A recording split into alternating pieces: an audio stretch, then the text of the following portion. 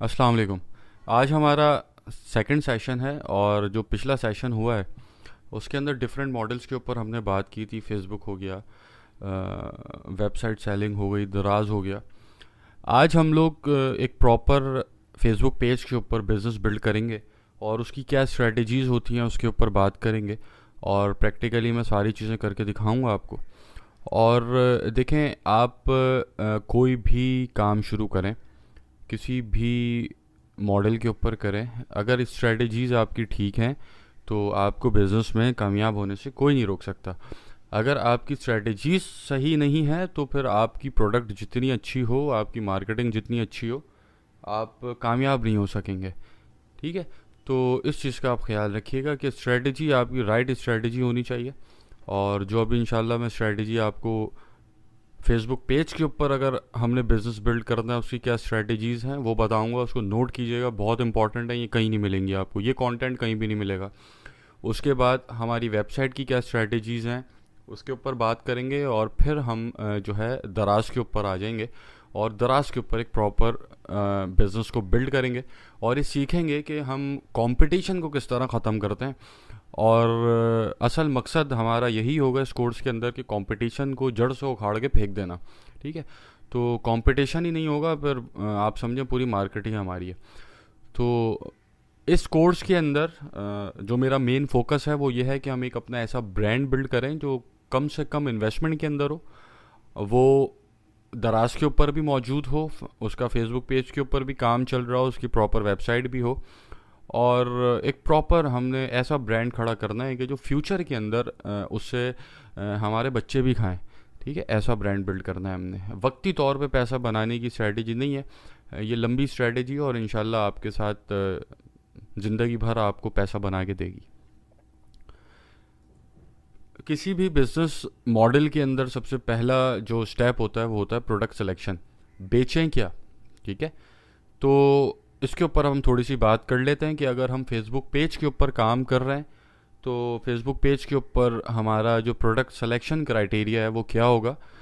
जैसे मैंने drop shipping का जो कोर्स था उसके अंदर समझाया था प्रॉपर कि हमने किस तरीके से प्रोडक्ट को सेलेक्ट करना है। अभी मैं यहाँ पर फेसबुक के ऊपर भी बता देता हूँ और फिर आगे जो है वेबसाइट और फिर दराज। अच्छा, product selection criteria Facebook page का बिल्कुल डिफरेंट है।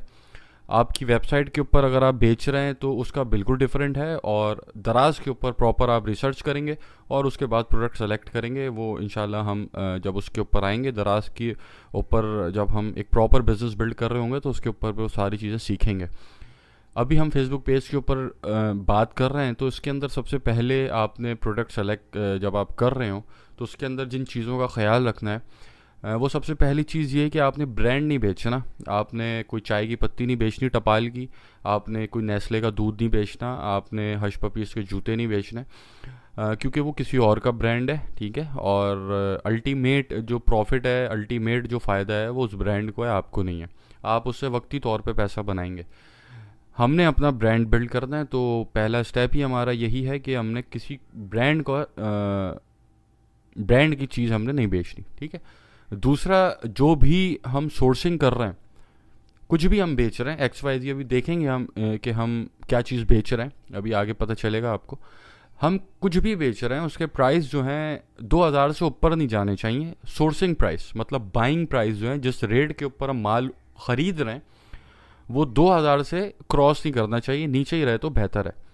और जिस प्राइस के ऊपर हम आगे मार्केट कर रहे हैं, मतलब जो हमारी सेलिंग प्राइस है वो मिनिमम 1000 होनी चाहिए और 1000 से नीचे नहीं होनी चाहिए, क्योंकि इससे नीचे फिर आप सिर्फ ख्वार होंगे और पैसा आपका नहीं बनेगा।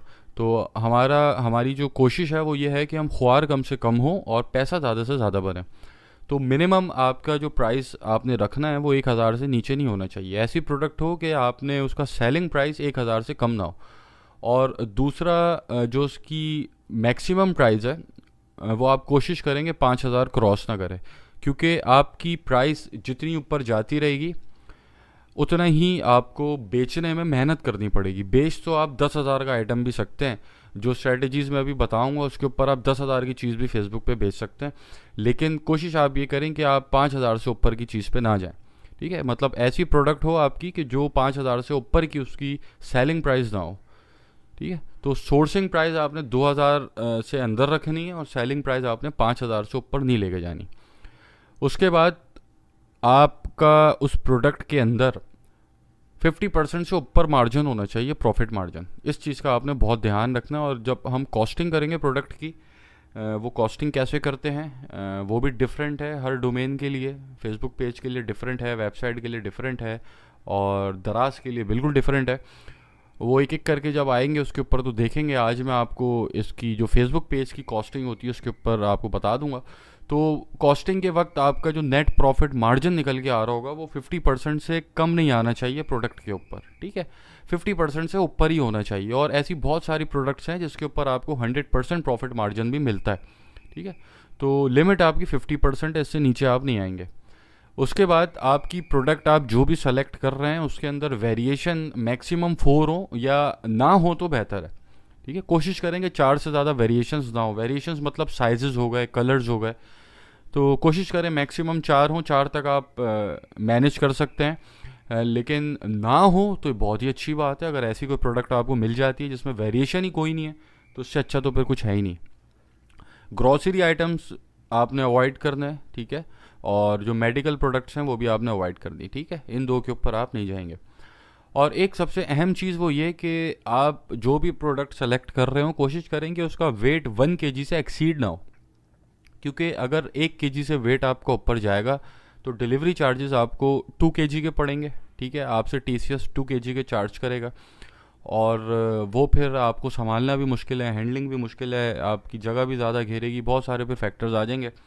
और फिर जब रिटर्न आता है तो उसके भी चार्जेस होते हैं, तो वो भी फिर आपको बेयर करने पड़ेंगे ज़्यादा ही चार्जेस। तो आप कोशिश करें 1 kg से ऊपर आपकी प्रोडक्ट ना जाए। अच्छा, ये जो आखिरी के 2 पॉइंट हैं ये बहुत इंपॉर्टेंट पॉइंट हैं फेसबुक पेज के ऊपर जब हम अपना ब्रांड बिल्ड कर रहे हैं। इस मॉडल के अंदर ये आखिरी के 2 पॉइंट्स बहुत इंपॉर्टेंस रखते हैं।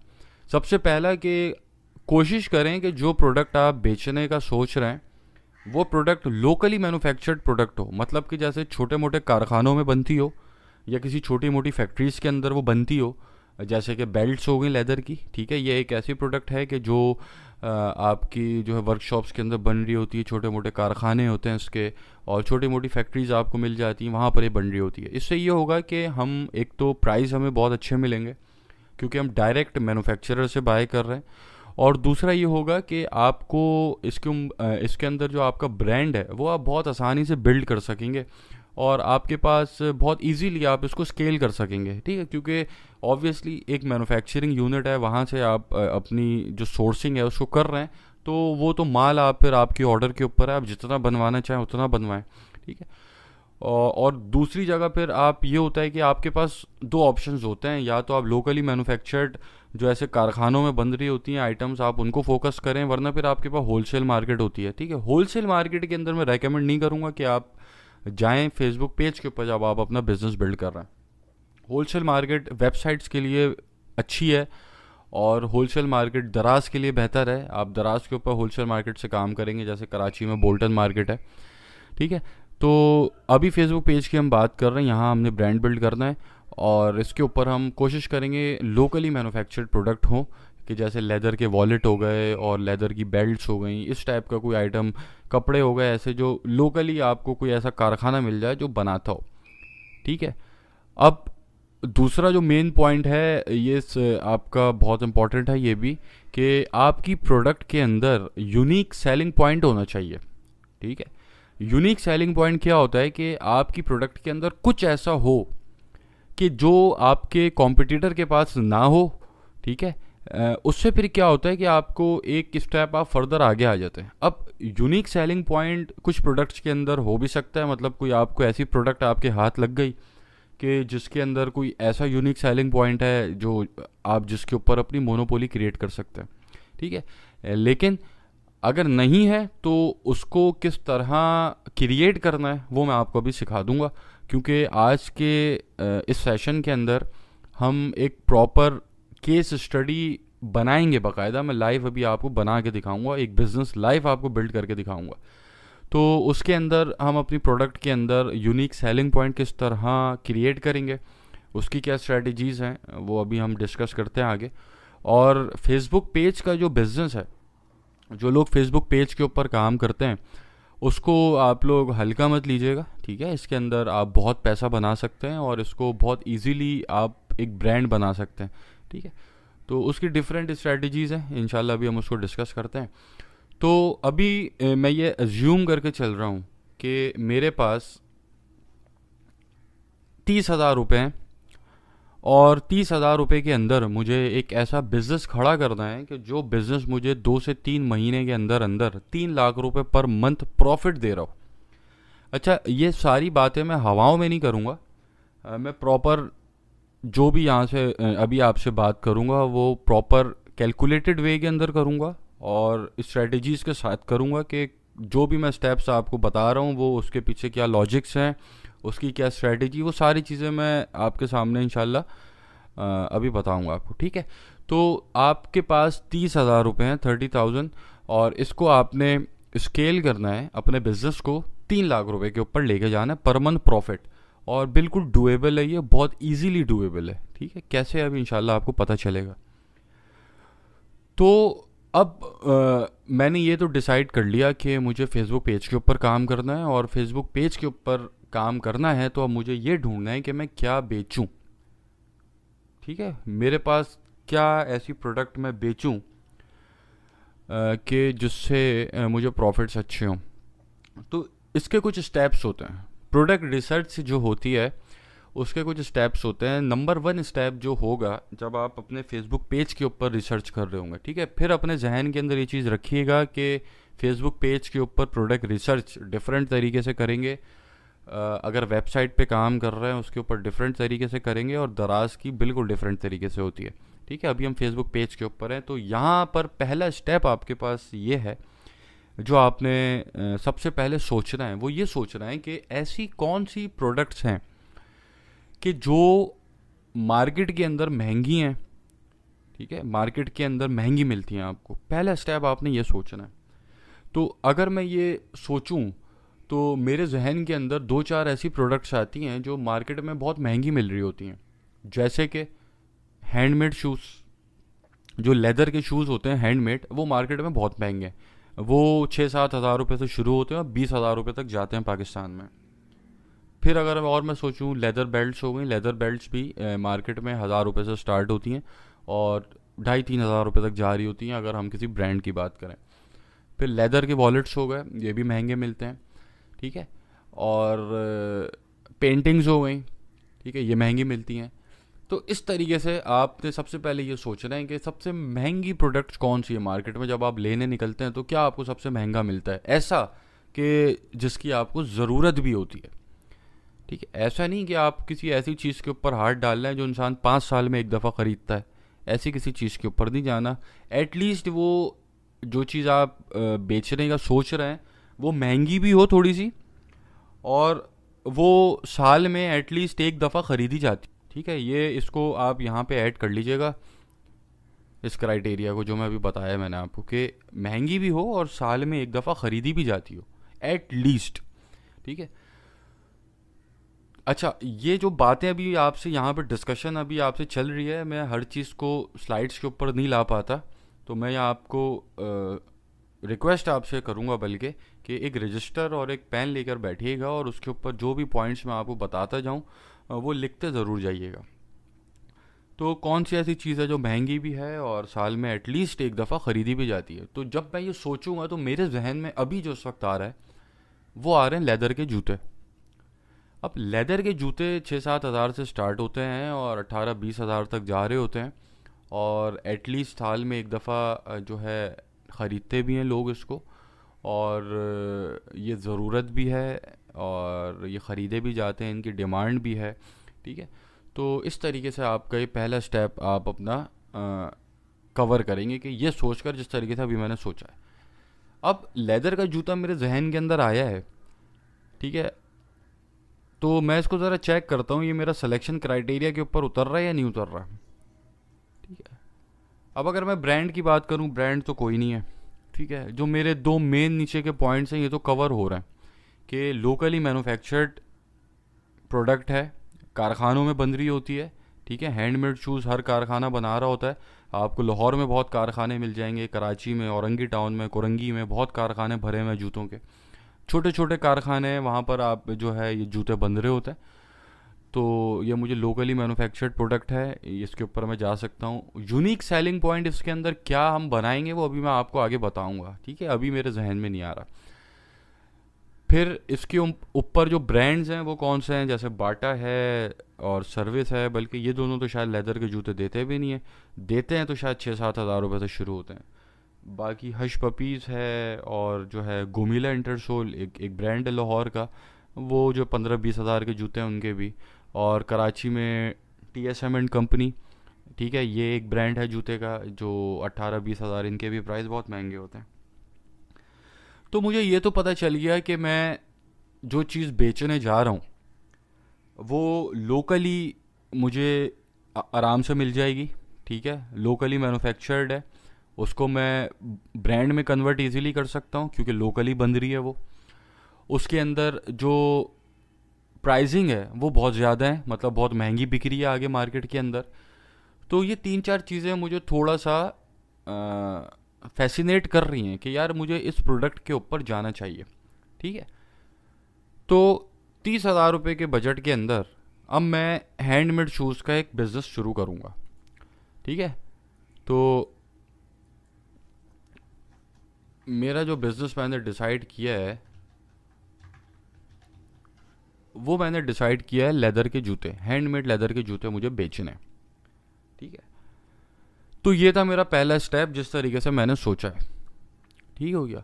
अच्छा, फेसबुक पेज के ऊपर जब आप अपना बिजनेस बिल्ड कर रहे होंगे ना, तो उस बिजनेस बिल्डिंग के अंदर, प्रोडक्ट रिसर्च के अंदर आपने गूगल ट्रेंड्स को चेक नहीं करना। ठीक है, आपने जिस तरह अभी मैंने अपने दिमाग से सोच के जो 3-4 पॉइंट्स आपको बताएं, की पॉइंट्स, उसके ऊपर आपने सोचना है।